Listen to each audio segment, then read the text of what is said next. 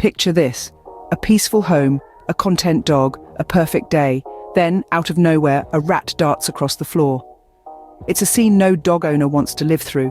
But rat infestations are a real problem, and they pose risks not just to your home, but to your furry friend's health as well. Rats carry diseases, and their droppings are a source of harmful bacteria. If your dog were to ingest these, it could lead to serious health issues.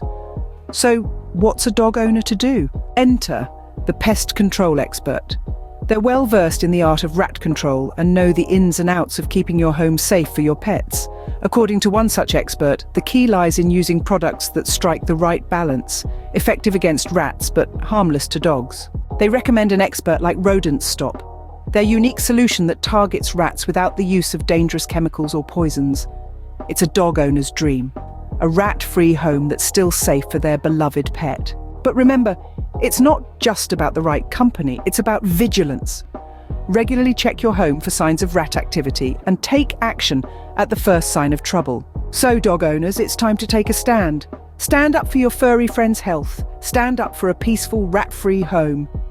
Stand up and reach out to Rodent Stop at 818-583-RATS today, because nothing should come between you and your pet's safety and happiness, not even a rat.